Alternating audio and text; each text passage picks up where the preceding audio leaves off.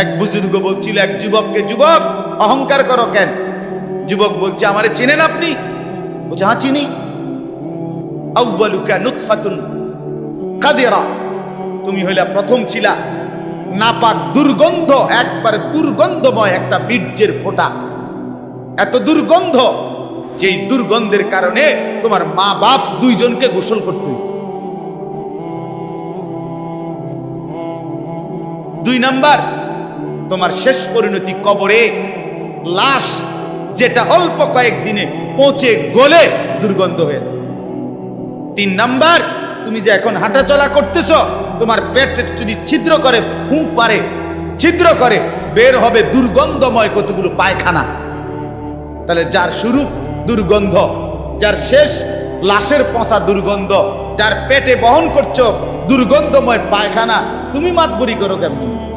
কেমন জিন্দিগি ভাই, কেমন জীবন এটা? ঘন্টার পর ঘন্টা, 3 ঘন্টা মোবাইল টিপে কেমনে একজন মানুষ? 5 ঘন্টা মোবাইল টিপে কেমনে রে ভাই?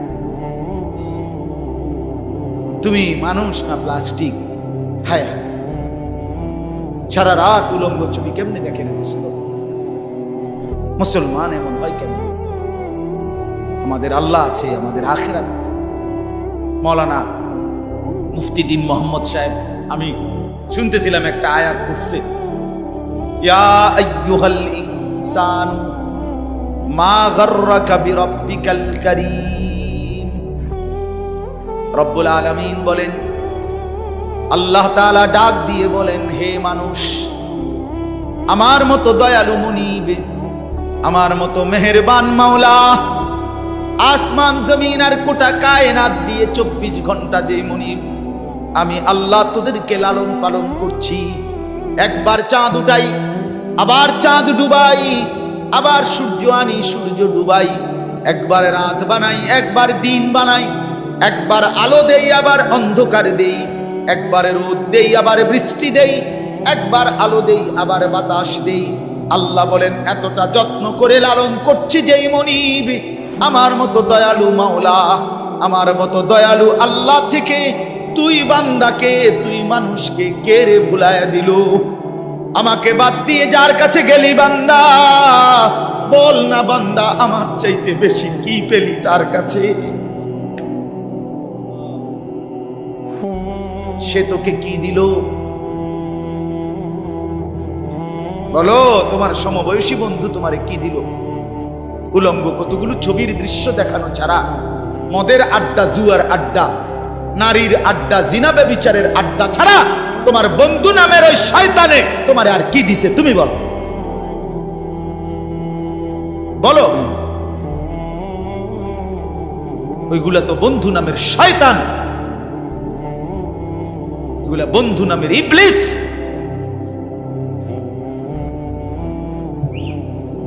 আল্লাহ আমাদেরকে বুঝ দান। এজন্য বাপ, আমি কোরআনুল কারীমের একটা ছোট্ট আয়াত তেলাওয়াত করেছি, আর অল্প একটু সময়, আমার মূল কথা বলা হয়ে গেছে। আমি পবিত্র সন্তান, পবিত্র মুসলমান, পবিত্র যুবক দেখতে চাই তুমি সুন্দরভাবে সাজো। তোমার আমি বলি নাই জামা সিরা, প্যান্ট সিরা, তোমারে আমি বলি নাই তোমার নাকে ময়লা, চোখে ময়লা, দাঁত মাজো না, এরকম হতে আমরা বলছি কোনোদিন? ইসলাম মানে কি এই কথা? না, সবচেয়ে সুন্দর যেটা, সেটার নাম ইসলাম। সবচেয়ে পবিত্র, সবচেয়ে পবিত্র, সেরা সুন্দর ইসলাম। রাসূলুল্লাহ সাল্লাল্লাহু আলাইহি ওয়াসাল্লামকে আল্লাহ বলছে, লাআলা খুলুকিন আযীম। আপনার চলাফেরা, কথাবার্তা, আপনার আচরণ, উচ্চারণ, সবকিছু সর্বশ্রেষ্ঠ, সর্বশ্রেষ্ঠ। সাহাবী বলতেন, হায়, হযরত কাব ইবনে মালিকের হাদিস আমরা পড়ছি, উনি বলেন, নবীজি সাল্লাল্লাহু আলাইহি ওয়াসাল্লাম যখন হাসতেন, আমাদের মনে হইতো পুরা চাঁদ যেন হাসি দিয়ে উঠছে। ইদা সুররা ইস্তানারা ওয়াজহুহু কাআন্নাহু কিতআতুম মিনাল কামার। সাহাবী বলেন, যেন ওই মুখ, ওই চেহারা, সেটা যেন চেহারা না, সেটা যেন চাঁদের একটা টুকরা। এরকম সুন্দর ছিল। সুবহানাল্লাহ, সুবহানাল্লাহ। তাহলে সেই সৌন্দর্যময় চেহারা তো নিশ্চয়ই দাড়িওয়ালাই ছিল, ঠিক না? কথা কয় না? নবী সাল্লাল্লাহু আলাইহি সাল্লামের সেই পবিত্র সুন্দর চেহারা, সেটা দাড়িওয়ালা ছিল না? তো দাড়িবিহীন চেহারা সুন্দর হয় কেমনে তাই বলেন?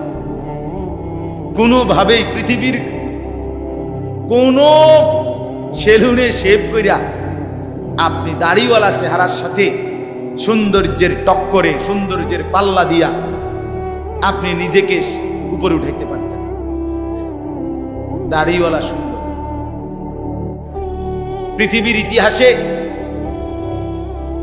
একমাত্র ঘটনা যে দাড়িওয়ালা যুবককে দেখে 40 জন সুন্দরী নারী, বংশীয়া নারী, রাজ পরিবারের নারী নিজেদের হাতের আঙ্গুল কেটে ফেলছে।